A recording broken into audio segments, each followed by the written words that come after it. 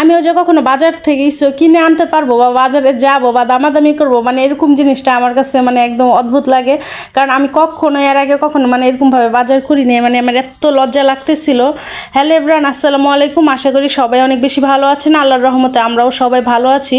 তো এই তো নারকেলগুলো হইতেছে 2-3 দিন আগের ভিডিও এটা। আপনাদের ভাইয়া তখন একটু অসুস্থ ছিল, তো তার জন্য আমি একটু বাজারে গেছিলাম, আর বাজার থেকেই তো এই জিনিসগুলো আমি বাজার থেকে কিনে আনছি। আমার তো বাজারে যায় এগুলা জিজ্ঞাসা করতে এত বেশি লজ্জা লাগতেছিল, কি আর বলবো। কখনোই আমি এরকমভাবে বাজারে যাইনি, আমার আসলে এই জিনিসগুলো অনেক বেশি লজ্জা লাগে। মার্কেটে যাই ঠিক আছে, সেটা অন্য ব্যাপার, কিন্তু কাঁচা বাজার তো আপনাদের ভাইয়া সবসময় আমাকে করে এনে দেয়। আর যে কোনো জিনিস ওকে আমি ফোন দিয়ে রাত্রে বলে দিলে আপনাদের ভাইয়া বাসায় যখন ব্যাক করে তখনই হইতেছে এই জিনিসগুলো আমার জন্য নিয়ে আসে। তো সেদিন তো এত বেশি পরিমাণ অসুস্থ, আপনাদের ভাইয়া তো যাইতেই পারবে না বাহিরে।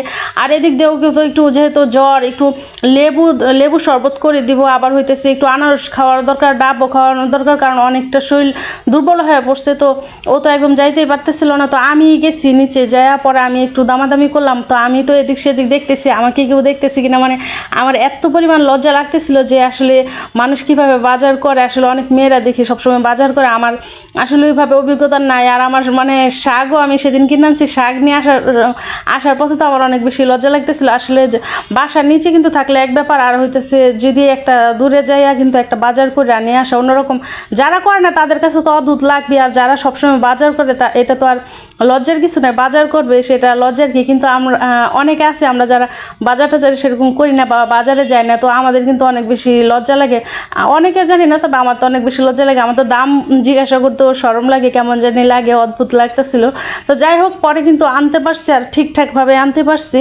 তো পারবো না কেন, সব কিছুর অভিজ্ঞতা থাকা দরকার। কারণ অনেক সময় দেখা গেছে ও অসুস্থ থাকে বা অনেক সময় প্রয়োজন পড়ে, তো প্রয়োজনের ক্ষেত্রে কিন্তু অনেক সময় অনেক কিছু করা লাগে লাইফে। তো এটাও নতুন একটা অভিজ্ঞতা, খারাপ না, ভালোই। তো ইফতারের সব রান্নাবান্না করতেছি, তার সাথে সাথে হইতেছে আবার একটু মিষ্টি জাতীয় একটু শ্যামাই রান্না করছে আপনাদের ভাইয়ার, যেহেতু জ্বর ছিল। তো ও আবার হইতেছে পায়েস খায় না, তো পায়েসটা আমরা খাবো, আর হইতেছে ওর জন্য এক্সট্রাভাবে শ্যামাইটা রান্না করছি। ও একটু শ্যামাইটা হালকা একটু খায়, কিন্তু পায়েস তো কখনোই ও খায় না। তো এই তো মানুষ যদি 4 জনও থাকি বা 5 জন, আমাদের ফ্যামিলিতে 5 জন, তো ওর জন্য হইতেছে আমার এক্সট্রাভাবে আবার অন্য কিছু করা লাগে। যে খায় না, অনেক কিছু খায় না, তার জন্য হইতেছে নতুন নতুন অন্য কিছু করা লাগে। আর এই পায়েসটা বিশ্বাস করবেন এত বেশি মজা হয়েছিল। বিন্নি চালের পায়েস রান্না করছিলাম, আমার লাইফে ফার্স্ট। আমি তো মানে বিন্নি চাল খাইছি, কিন্তু মানে পায়েস রান্না করে আমি কখনোই খাইনি। আর ফ্রিজে আমার ননদ হইতেছে তালের রস পাঠাইছিল, তো আমি ভাবলাম যে তালের রসটা দিয়ে একটু রান্না করে দেখি, নতুন একটা রেসিপি। তো করছি, এত বেশি মজার ছিল, আলহামদুলিল্লাহ অনেক বেশি ভালো লাগছিল।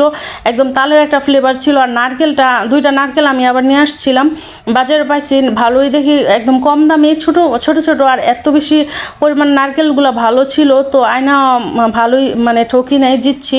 তো এই তো সন্ধ্যার দিকে সবাই মিলে একসাথে হইতেছে মুড়ি মাখা খাইতেছি। আর এই মুড়ি মাখাটা যে মানে ভিডিওটা দেখতে পাইছেন আপনারা, এই বুরিন্দাটা কিন্তু আমার হোমমেড, আমি নিজে বানাইছি। তো এত বেশি মজার ছিল। আসলে ঘরে বানানো যে কোনো জিনিস অনেক বেশি স্বাস্থ্যকর থাকে, আর এত পরিমাণ মজা লাগে কি আর বলবো। তখন মুড়ি মাখাটা সবাই মিলে খাইতেছি ইফতারিতে, অনেক বেশি মজা লাগছে। আর আমার কাছে মানে এই জিলাপি পেঁয়াজ ওইগুলো আস্তা খাওয়ার থেকে এভাবে মুড়ি মাখা খাইলে অনেক বেশি ভালো লাগে। তো আমরা তো এত বেশি মুড়ি মাখা আমাদের বাসায় কেউ খায় না, তো বলে অল্প একটু, কিন্তু মানে বানাইছিল, তো এতটুকুই খাইছিলাম। আর ইফতারের পরে তো এই তো এই পায়েসটা খাইতেছি, পায়েসটা এত পরিমাণ মজা ছিল, মানে বিন্নি চালের পায়েস যে এত পরিমাণ মজা হয়। আসলে আপনাদের ভাইয়া কিন্তু অনেক অনেক ইউনিক জিনিস এনে আমাদের খাওয়ায়, তো ওকে অনেক বেশি ধন্যবাদ। মানে ওই চালটা আনছিল, তো আরেকদিন দেখি এটাতে অন্য একটা রেসিপি বানাবো।